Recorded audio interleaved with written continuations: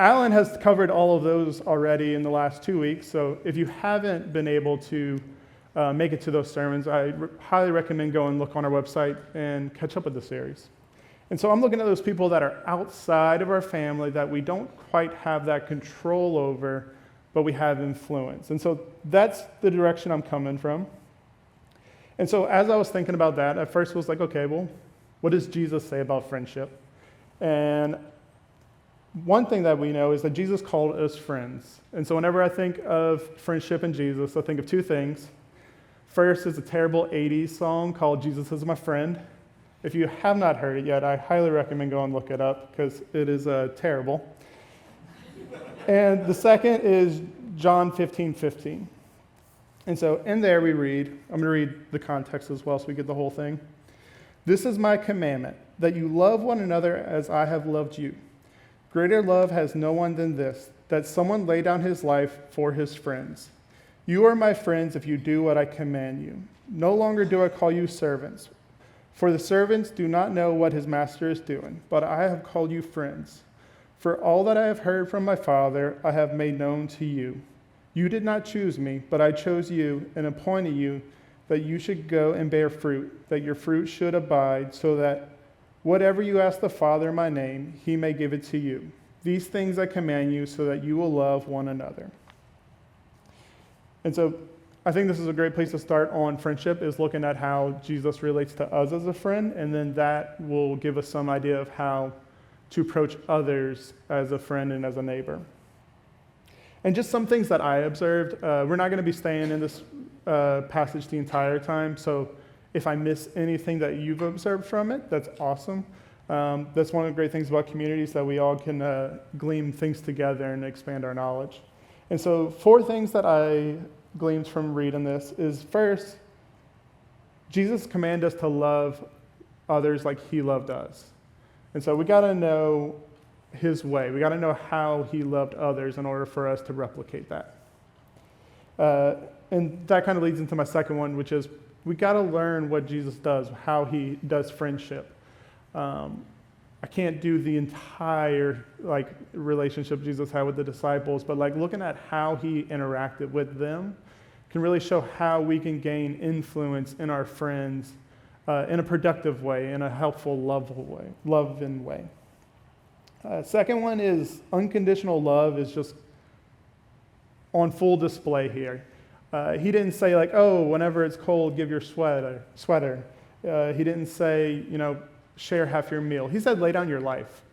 That is the ultimate way of showing love for a friend, is laying down your life.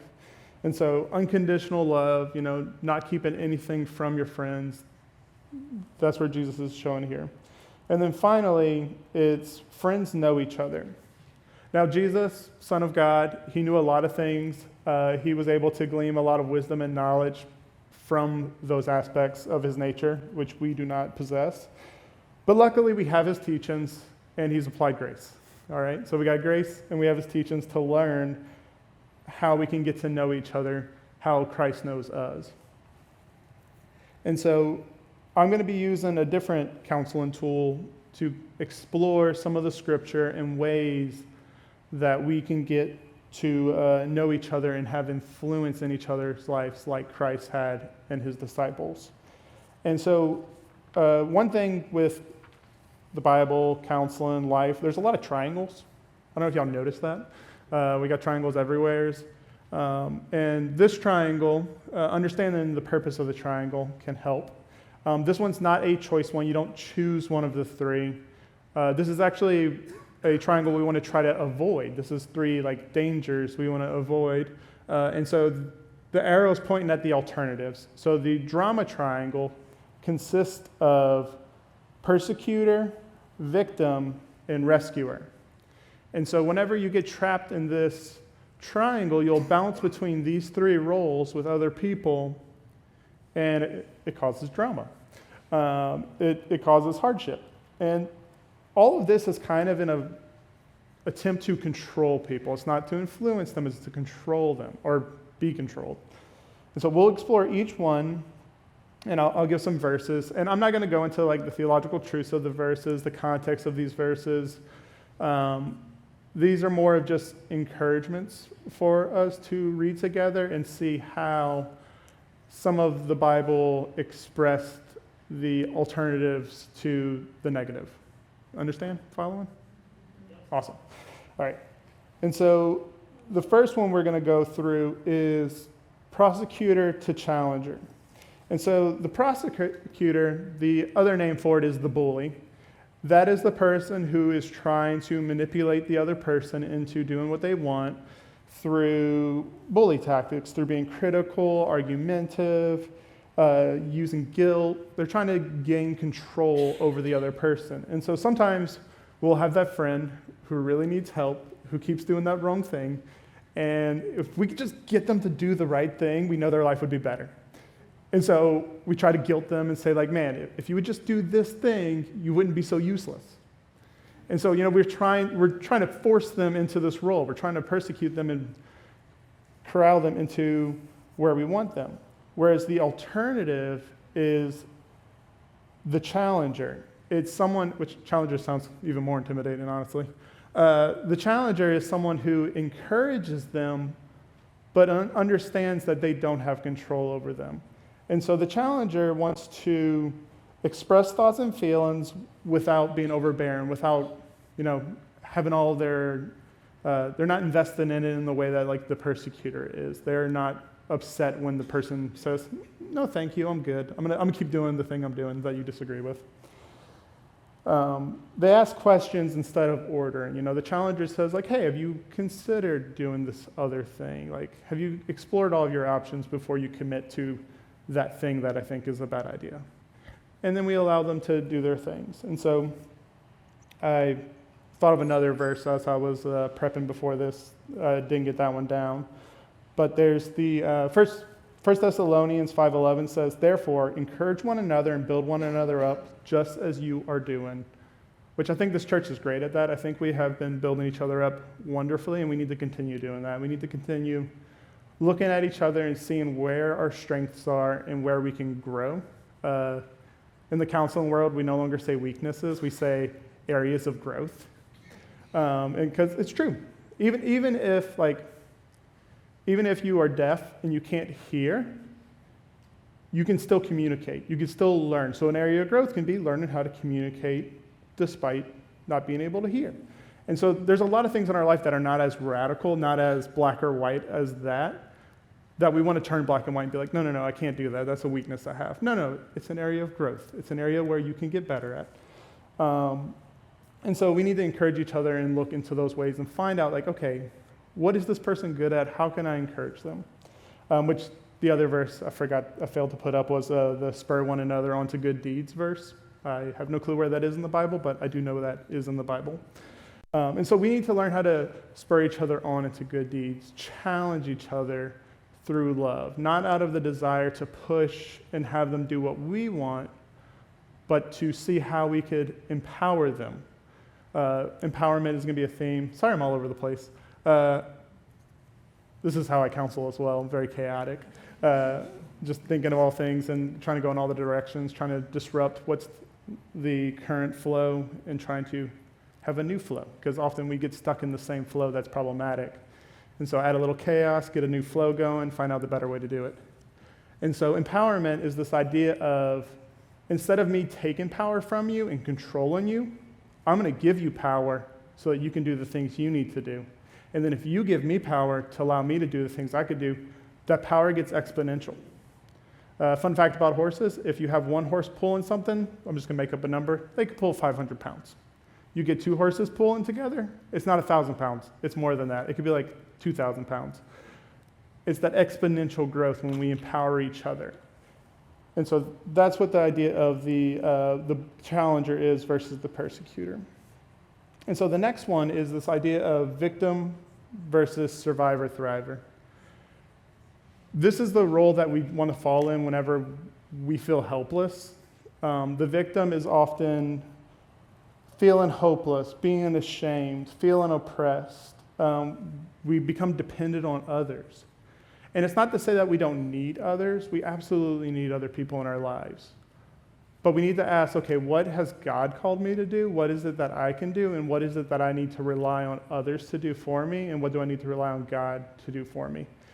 This part's really messy because victim, we think of people who are stuck in terrible situations, who are being abused. And that's really hard, like trying to figure out, okay, what's their fault, what's not their fault. That stuff gets really nasty, gets really messy.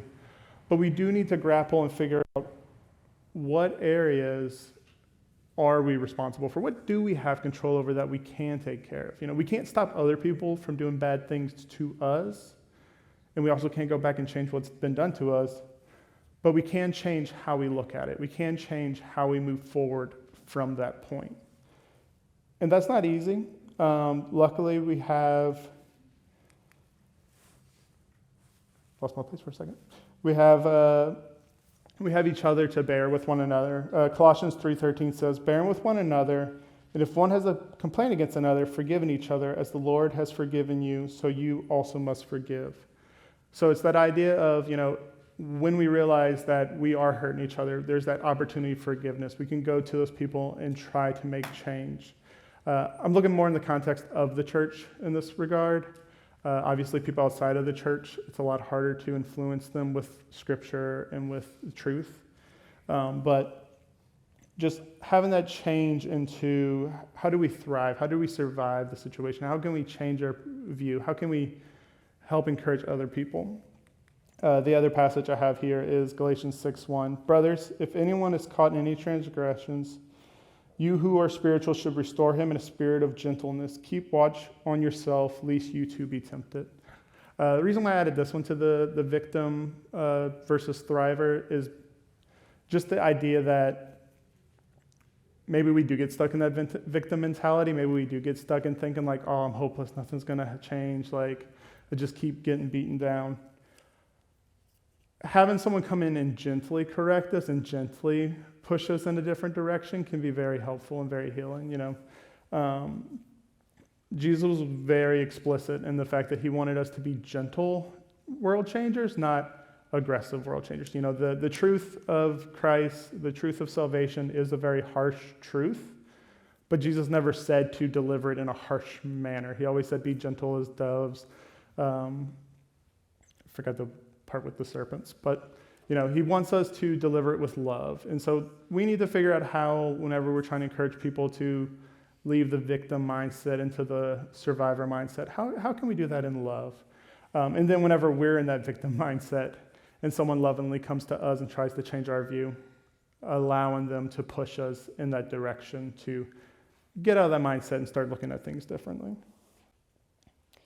And then the final one, the rescuer versus coach.